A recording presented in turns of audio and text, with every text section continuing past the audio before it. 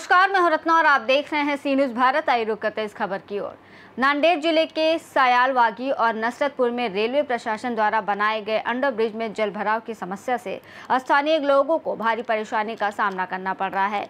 बता दें कि साल 2022 में एक सुशिक्षित युवक द्वारा प्रधानमंत्री कार्यालय को मेल भेजा गया था, जिसके बाद वागी सायाल अंडर ब्रिज की स्थिति में सुधार हुआ और अब वहां बारिश का पानी जमा नहीं होता, जिससे स्थानीय लोग युवक की सराहना कर रहे हैं। लेकिन सुगाव और नसरतपुर में अब भी हालात नहीं बदले हैं। बारिश के समय अंडर ब्रिज में पानी भर जाता है, जिससे राहगीरों को रोजाना आवागमन में कठिनाई, दुर्घटना और स्वास्थ्य संबंधी जोखिमों का सामना करना पड़ता है। नागरिकों का कहना है कि रेलवे प्रशासन और स्थानीय जनप्रतिनिधि इस गंभीर समस्या की अनदेखी कर रहे हैं और जल्द समाधान नहीं किया गया तो जन आंदोलन की चेतावनी भी दी जा सकती है। काय अपेक्षा आहे? आमचं माझं मत असं आहे, पंडितराव नानासाहेब माझं नाव आहे, सुगावचा रहिवासी आहे। सुगाव खुर्द हे गाव आहे। पावडेवाडी रस्त्यावर ते पूल आहे ना, तिथं 2 फूट तरी आमचं म्हणणं भराव तेव्हा ते आम्हाला जाता येईल, एवढा आम्हाला त्रास आहे। जाय आता कमरेइतकं पाणी आता हमेशा करता पाणी राहते, पाऊस पडला तर राहते, तिकडे तुंब आला तर पाणी राहते। सरकारकडे केलाय, काय सांगाल? नमस्कार, मी प्रशांत लबडे, तालुका जिल्हा नांदेड, राहणार ढोकी। तर सायळ फाटा ते वाघी यामध्ये रेल्वे प्रशासनाचा एक ब्रिज होता, तर तिथं कमरे इतकं पाणी यायचं नेहमी। तर मी जे गव्हर्नमेंट पोर्टल आहे पीजी पोर्टल, तिथं एक कंप्लेंट टाकली आणि त्यांनी स्टार्टिंगला सांगितलं की पावसाच्या पाण्यामुळे तिथं हे झालेलं आहे, पाणी साचलेलं आहे। तर मग मी त्याच्यावर अजून कंप्लेंट टाकली की ठीक आहे, आत्ता पावसाचं पाणी आहे, पण तुम्ही त्याच्या जो निचरा आहे पाण्याचा ते करण्यासाठी काय उपाययोजना केल्यात। मग त्यांनी त्यानंतर सांगितलं की त्यांचा मला पाठपुरावा केला मी पत्राद्वारे, आणि त्यांनी मग सांगितलं की तिथं एक पाईप टाकलेला आहे त्यांनी आणि तिथून पाणी पूर्ण निचरा होत आहे। तर आता आमचा वाघीचा जो सायळ फाटा ते वाघीचा जो ब्रिज आहे तिथं पाणी साचत नाही आहे, तर तो प्रकरण म्हणजे संपलेला आहे। पण आता इथं जे दुसरे ब्रिज आहेत तिथे सेम प्रॉब्लेम आहे, तर तो पण तशाच प्रकारे सॉल्व्ह करावा अशी माझी इच्छा आहे। यापूर्वी लोकप्रतिनिधींना चर्चा केली का, तक्रार केली का? नाही, लोकप्रतिनिधींना तर मी तक्रार करण्यापेक्षा त्यांचा तो भाग आहे त्यांना ते कळतच असेल, पण माझ्या हातात जे होतं, आता मी काय लोकप्रतिनिधींना भेटत नाही किंवा मी काय आपला पॉलिटिकली काही कनेक्टेड माणूस नाही।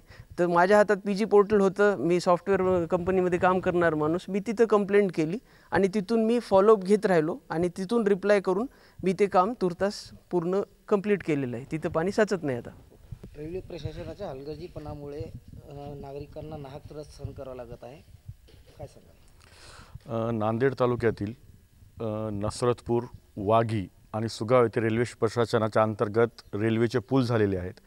मागच्या 5 वर्षापूर्वी हे पूल जवळपास कंप्लीट झालेले आहेत, परंतु यात आता आपण पाहिल्याप्रमाणे नसरतपूर आणि सुगाव येथे आजसुद्धा कमरे इतके पाणी साचून राहते आणि याच्यामुळे आजूबाजूच्या पंचक्रोशीतील सगळ्या लोकांना याचा प्रचंड त्रास आहे। आणि या बाबतीतला पाठपुरावा आम्ही लोकप्रतिनिधीकडे, प्रशासनाकडे, रेल्वे प्रशासनाकडे वारंवार केला, परंतु त्याचा काहीच निर्णय आत्तापर्यंत प्रशासनानं लोकांच्या हिताच्या संदर्भात घेतलेला नाही आहे।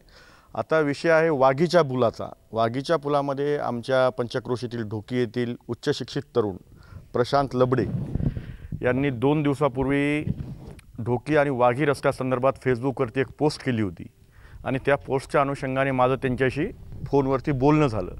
तर त्यांनी मला एक सांगितलं, सर की दादा याच्यात तर हा विषय आहेच, परंतु मी काही वर्षापूर्वी गेल्या वर्षी PMO ऑफिसला रेल्वेच्या पुलाच्या संदर्भामध्ये तक्रार केल्यानंतर त्यांनी त्या तक्रारीची नोंद घेऊन मी म्हणलो मी एवढं ऑब्झर्व केलेलं आहे की वाघीच्या पुलाखाली पाणी नाही, या दोन्हीच्या पुलाखाली पाणी आहे।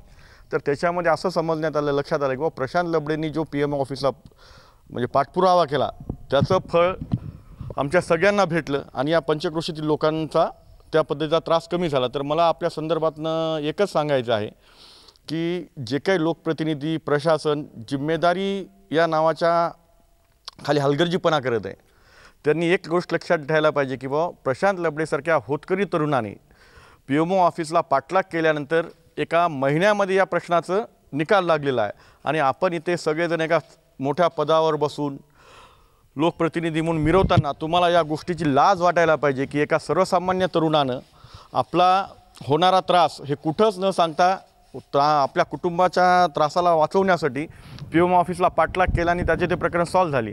मला एवढंच आपल्या माध्यमातून एकदा सांगायचं की जे लोकप्रतिनिधी मी एवढा निधी आणला तेवढा निधी आणला प्रत्येक गोष्टीचं श्रेय घेण्यासाठी हापापलेले आहेत, त्या लोकप्रतिनिधींनी या गोष्टीची जाणीव ठेवायला पाहिजे की एका सर्वसामान्य सुशिक्षित तरुणांनी कुणाचीच अपेक्षा न करता या गोष्टीमध्ये वेळ देऊन स्वतःचा पाठपुरावा करून सगळ्या लोकांचं कल्याण होण्यासारखी गोष्ट केली आणि त्याची कुठंच त्यांनी वाच्यता केली नाही. मला या संदर्भातनं प्रशांत लबडेचं पुन्हा एकदा आपल्यामार्फत अभिनंदन करायचं आहे आणि लोकप्रतिनिधींना अजून एकदा सांगायचं की या लोकप्रतिनिधींनी या तरुणाचा आणि आपल्या एरियातील सगळ्या तरुणांनी या तरुणाचा आदर्श घेऊन इथून पुढे काम करताना लोकप्रतिनिधींकडून अपेक्षा जरी केली नाही तरी लोकप्रतिनिधींनी सर्वसामान्य जनतेचा आवाज ऐकावा आणि लोकांच्या हिताची कामं करावी ही मी त्यांना आपल्यामार्फत विनंती करतो. तुमचं नाव काय नेमका त्रास आहे काय सांगाल? गावाला काय त्रास आहे सांगा तुम्हाला दररोज येण्या जाण्याला? चंपतराव मारुतराव भारसवडे राहणार सुगाव खुर्द हे माझं नाव असून सुगाव ते पावडेवाडी या रस्त्यावर रेल्वेचा ब्रिज आहे. त्या ब्रिजमधून येण्या जाण्याकरता 2 ते 3 फूट पाणी आहे आणि येणाऱ्या जाणाऱ्या शेतकऱ्याला रेल्वे लाईनच्या पलीकडे शेतकरी आहेत सुगावचे, त्याच्यामुळं भरपूर त्रास होत आहे. तरी प्रशासनाला विनंती आहे की ते 2-3 फूट पाणी कमी करण्याची कशी योजना आहे ते करून द्यावी आणि आम्हाला शेतकऱ्याला येण्या जाण्यासाठी मार्ग सुकळ व्हावा याची दक्षता घ्यावी. याकडे तुम्ही लोकप्रतिनिधीकडे काही पाठपुरावा केला? नाही, कधी आमच्याकडे आले बी नाही आणि आम्ही ती त्रास सहन केले आतापर्यंत करीत आलो आणि आता सध्या करीत बी आहोत. महाराष्ट्र से सी न्यूज़ संवाददाता भारत वानरे की रिपोर्ट। स्थानीय नागरिकों ने प्रशासन से मांग की है कि वो जल्द से जल्द जल निकासी की अस्थायी व्यवस्था करे ताकि लोगों को राहत मिल सके। फिलहाल इस रिपोर्ट में बस इतना ही। देश और दुनिया की तमाम बड़ी खबरों के लिए आप देखते रहिए सी न्यूज़ भारत।